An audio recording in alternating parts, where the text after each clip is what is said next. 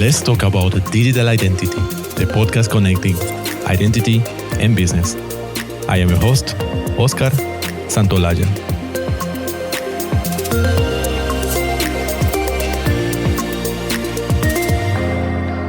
Today, we're happy to bring you a new episode of our Identity Stories series. Privacy by Design has just become an ISO standard, which we want to celebrate. So let's go back in time and hear moments of this journey. Let's first hear from Privacy by Design's creator herself, Dr. Anne Cavoukian. She is recognized as one of the world's leading privacy experts, and she served an unprecedented 3 terms as the Information and Privacy Commissioner of Ontario, Canada. Dr. Anne Cavoukian, welcome back to Let's Talk About Digital Identity. Thank you so much, Oscar. It's a pleasure. Use a time machine and bring us to the moment in which you started writing Privacy by Design. We'll have to go back to the 90s. So I was first appointed Privacy Commissioner of Ontario, Canada in, I think, 97. And when I was appointed commissioner, I joined the office, which consisted of brilliant lawyers. And they took, of course, a legal approach to protecting privacy, applying the law after a privacy harm had arisen. But you see, I'm not a lawyer. I'm a psychologist. I took a very different view of how we should protect privacy in addition to legal means. I wanted something that would prevent the privacy harms from arising. I wanted to have a model of prevention that was proactive, baked into the code, baked into your operations, so that ideally we can have fewer privacy infractions and data breaches. And this was a very different approach to the legal one. So literally at my kitchen table over 3 nights, I created Privacy by Design, and then I took it in and I sold it to my lawyers. And it didn't take long, but it was a different approach. And I said, look, this will complement regulatory compliance, which is after the fact, applying a privacy law after a privacy harm has arisen. That's very valuable. But I want ideally to minimize the number of privacy harms that arise. And that's what Privacy by Design is all about. So they got that. It was a win-win and they liked it and away we went. And Privacy by Design has grown dramatically since then. It's been translated into 40 languages. We've had great success with it. How was the whole journey since that time until now, 2023? Has the road to becoming an ISO standard been a bumpy road? It's always a bumpy road, there's no question, but I had great fortune. I was very lucky. In 2010, Privacy by Design was unanimously passed as an international standard by the International Assembly of Privacy Commissioners and Data Protection Authorities in Brussels. So immediately in the privacy community, it grew enormously. And then when the new law in the European Union, the General Data Protection Regulation, was introduced or came into effect in 2018, my Privacy by Design was included in the GDPR, as well as privacy as the default, which is the second of 7 foundational principles of Privacy by Design. This was huge. It being recognized like that was just such a huge development. And it took hold globally because everyone around the world wants to do business with Europe and engage in business and trade with the European Union. So lots of countries started doing Privacy by Design. And whenever there was a new law that was developed, a privacy law, like Brazil last year, they included Privacy by Design in it. So it really took off. So when ISO started considering including it as an international standard, that took years in the making. I mean, it just came into effect this year. But my colleague, Michelle Chiba, who's amazing, I mean, she's been sitting on committee meetings for the past, 3, 4, 5 years with ISO in an effort to make Privacy by Design an ISO standard. But we succeeded, and that's the whole thing. It is now an international standard, ISO 31700, and it's all over the world. It's already becoming embraced by countries who recognize the value of ISO standards. So literally, I'm delighted by this. Fantastic. I can hear your voice of success when you are sharing this journey. And congratulations for that, of course. Thank you. If you were wondering, what are the 7 principles? Let's hear now Dr. Anne Cavoukian explaining the 7 foundational principles of Privacy by Design, starting with principle number 1, proactive, not reactive. The first one, prevent the harms. You want to be proactive and prevent the harms from arising. It's very, very clear. The second one is privacy as the default setting. And that's absolutely critical. In fact, it's considered to be so important. When they enacted the GDPR in the European Union, they included not only my privacy by design, but specifically privacy as the default setting as well. So that's very important. The third one, embedded in design, is absolutely critical. If it's not baked into the code, into your operations, it's going to be overlooked. The fourth one, you have to have full functionality. Get rid of the zero-sum mindset of privacy versus security or privacy versus data utility. It can't be either or win-lose. It has to be win-win. Privacy and data utility. You make it positive sum and you get multiple positive gains. Privacy and security always intertwine. And the next one, talking about security. While the term privacy subsumes a much broader set of protections than security alone, in this day and age of daily hacking and phishing, if you don't have a strong foundation of security from end to end with full lifecycle protection, you're not going to have any privacy. So start with a solid foundation of security throughout your entire organization. Give individuals access to their own data.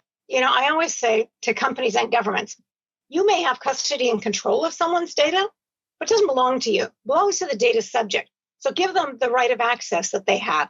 Allow them to gain access to personal information you have on them. And companies actually have come back to me, companies that are certified for privacy by design, and they say, we love this. We love this principle because once we give customers access to their own data, they come back to us and say, no, that's no longer the case. That was true about me 2 years ago. Here's what's going on now. So they correct the information. They increase the accuracy of the information we hold, and it increases the quality of the data we have. So they love it. And the last principle, keep it user-centric. When you keep it focused on the user, all of this flows out because it should all be around the individual when it's personal information you're dealing with. Because personal information is about identifiable individuals. So you have to keep it focused on the user and what they permit, what they don't permit, things of that nature. So that's it. 7 foundational principles by design. Despite all the recognition that privacy by design has received for 2 decades, and the influence it has had in regulations such as the General Data Protection Regulation GDPR, we saw that the vast majority of internet products and services still didn't use the 7 foundational principles. An urgent push was necessary. What would help us make waves of such magnitude? Nothing better than a global standard published by the International Organization for Standardization, the ISO. ISO standards are recognized by governments, regulatory bodies, and industry associations around the world, so becoming an ISO standard would increase the adoption of privacy by design, and it would be recognized globally. It is not easy to become an ISO standard with thorough review processes, including expert opinions, public consultation, and a vote by ISO members. On 2018, a technical committee called ISO PC 317 Consumer Protection Privacy by Design for Consumer Goods and Services was created. 4 more years and all the efforts of this group of motivated and brilliant minds from all over the world came to fruition. On February 8, 2023, this standard was published with the name ISO 31700 Part 1 2023 Consumer Protection Privacy by Design for Consumer Goods and Services. Let's now hear from another guest, a perspective of a tech entrepreneur who has been incorporating privacy by design in their products. We are welcoming back Katrina Dow, who is CEO and founder at Miko. Hello, Katrina. Hello, it's nice to be back. Thank you for inviting me. Katrina, how has privacy by design influenced you? Well, I'm very privileged if I think back to when Anne Kevorkian and the Canadian government were at the forefront of bringing the concept of privacy by design into the world. I was a recipient of an early Privacy by Design Ambassador Award. And I think that was twofold. One, because after reading about the principles of privacy by design, we immediately decided to bake those things into the development of Miko as a product, so architecturally to adopt them. And secondly, we were invited around 2016 to submit a consultation to the Canadian government in support of privacy by design and really in support of why it was important from a technology design perspective and how it could make a difference. And we all remember a lot of this thinking was pre-GDPR. This was kind of at the forefront of the concept of considering for citizens, initially Canadians and now all around the world, this idea of taking a principle of privacy and considering it in every aspect of the design of a product or a service. Thank you. And on your opinion, how has privacy by design influenced digital identity as an industry? So I think it's an interesting question about digital identity. Optimistically, I guess what we've seen with the advent and the evolution and the maturing of self-sovereign identity, at the heart of that are principles around human-centered design and control. So I think there are great parallels with privacy by design. However, if we step back and look at the whole digital identity landscape, I'm not sure that it has had a wide enough impact in the design of systems. Certainly large tech platforms or even some governments have not really thought about that human-centered, privacy by design, progressive disclosure, anchoring core part.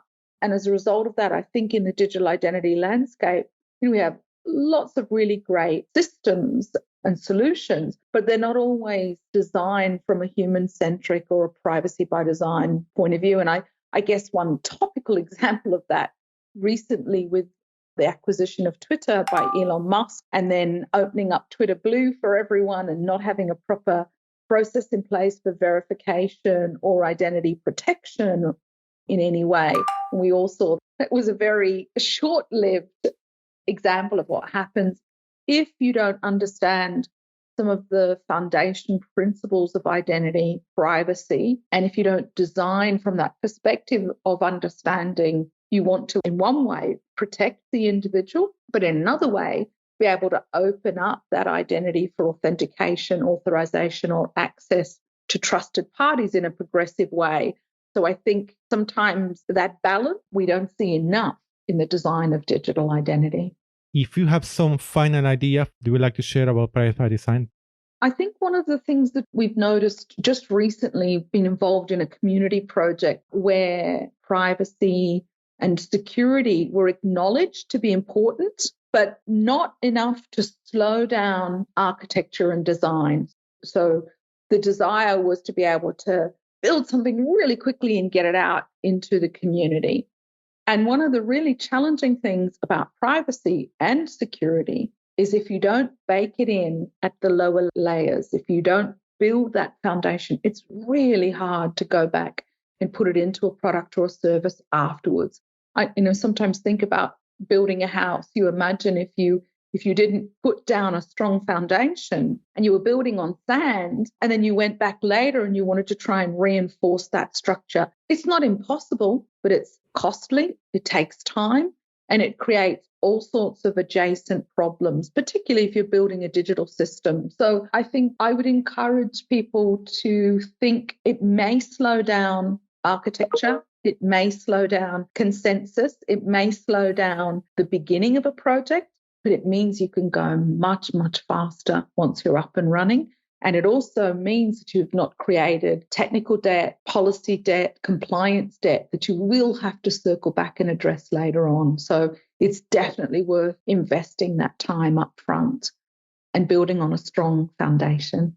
I couldn't agree more. And there was an excellent analogy indeed, very visual analogy that helped us to understand the importance of privacy by design. The stories that Katrina Dow just shared with us might sound like we are still in a somber passage of this journey, but it shouldn't surprise us. Designing internet services is only getting more complex.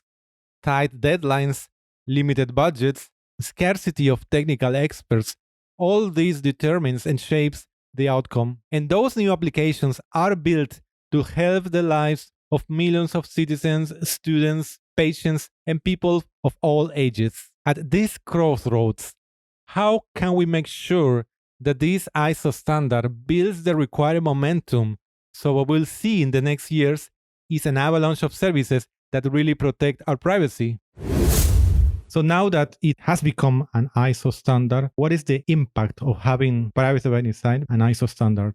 I think the impact will be significant because you see, we're struggling right now at a time where surveillance is mounting, steadily mounting on a daily basis. We need massive intervention to put the brakes on it. And with privacy by design being recognized as an ISO standard, that will draw so much more attention to privacy, embedding it proactively into the design of your operations, into AI, artificial intelligence. We have to embed privacy into this from the beginning in order for it to take.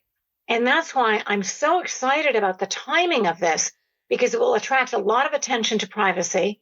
And privacy forms the foundation of our freedom. If you want free and open societies, you have to have freedom. And this will help to preserve freedom. So ISO standards marrying with privacy by design, the sky's the limit. Privacy and freedom, and also privacy and security go hand in hand. While privacy subsumes a much broader set of protections than security alone, in this day and age of massive phishing and ransomware attacks and all of this, if you don't have a strong foundation of security from end to end with full lifecycle protection, you're not going to have any privacy. So you have to have privacy and security by design. Now, if there's something else you would like to tell or share? What I want to remind people is please don't be alarmed by the odds.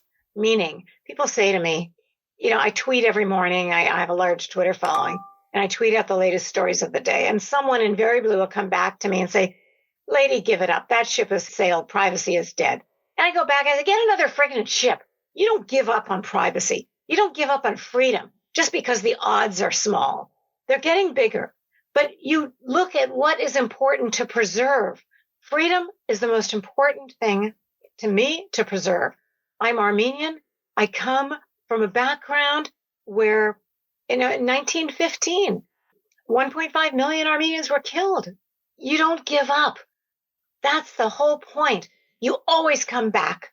You never give up on freedom.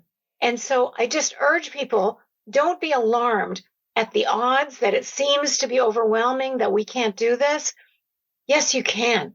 We can do this. We have to do this. We want to preserve freedom for ourselves, for our children, for the future. We must do this. So please stay with me and embed privacy into your operations. And one last thing, if you do shopping, either online or in real stores physically, if you express an interest in privacy, you will get so much more protection. You can imagine, I always ask what they're going to do with my information. I'm at a store, they're asking for my postal code or this or that. And I say, oh, and how will you be protecting my privacy? The guy I'm dealing with doesn't know, but he'll go get the manager. And the manager will say, oh, you care about privacy. Here's what we can do. Boom, boom, boom. And immediately the protections go up. So just express your interest in privacy and see how much more protection it will lead to. It's a win-win. Thank you for your time. Privacy is not only an internet issue, a technology issue. It follows us everywhere we go. From a kitchen table to an ISO standard, the world just saw how privacy by design arrived to this elusive but crucial destination. What's our next milestone on this journey? The road that will come can be long and bumpy, but as Dr. Anne Cavoukian said, it's never time to give up. This was a special story episode of Let's Talk About the Digital Identity. Thank you to our guests, Dr. Anne Cavoukian and Katrina Dow. The story of this episode was edited by Chloe Hartup with help of me, Oscar Santolaya.